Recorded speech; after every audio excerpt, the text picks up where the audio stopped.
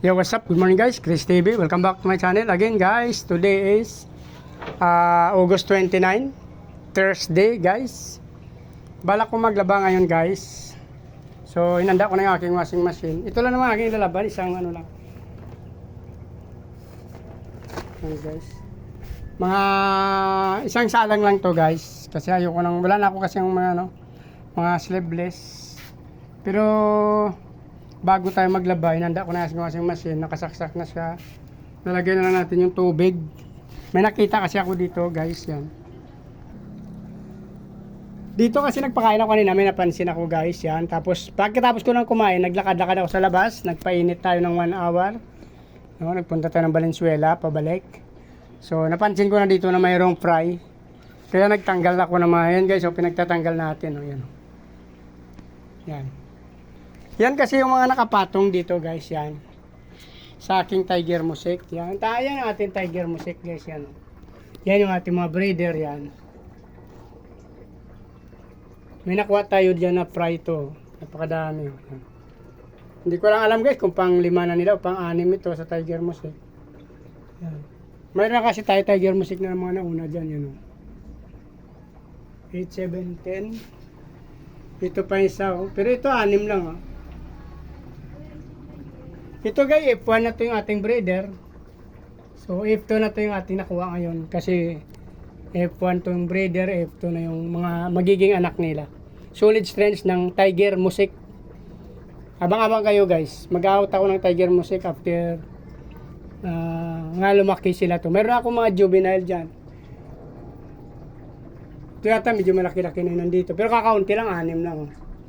Sa kabila naman 18.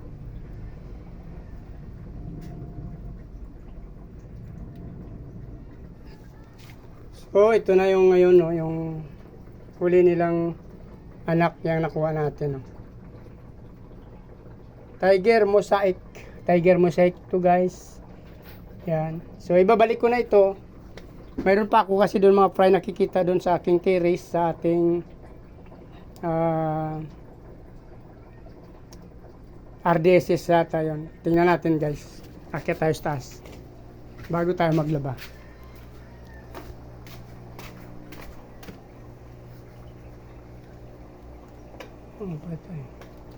Salamin ng anak ko na iwan guys, baka ipatid yung mamaya eh.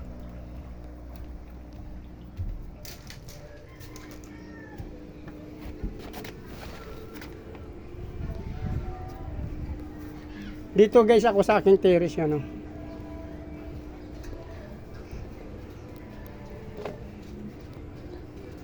Dito tayo sa aking terrace guys, sa taas. Meron ako ditong fry nakita kahapon pa. Mamaya kukunin ko rin ito. Ayun yun.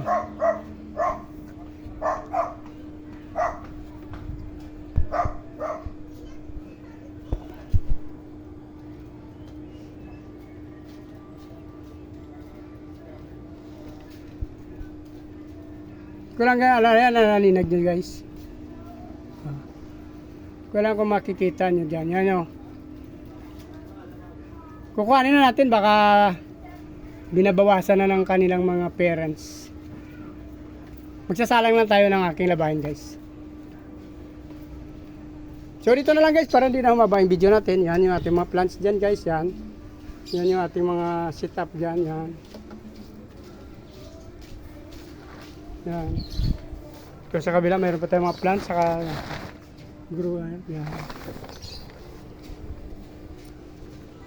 So kung nagustuhan nyo natapos yung video na to, please like, follow, subscribe to this sa aking YouTube channel guys. Sama nyo rin notification bell para mapapanood nyo pa yung aking mga ina-upload na video. Maraming salamat sa patuloy suporta at panonood guys. Paki-follow nyo na rin yung aking Facebook page guys, Chris Moliano. Maraming salamat at mabuhay kayo hanggang gusto nyo. Bye bye!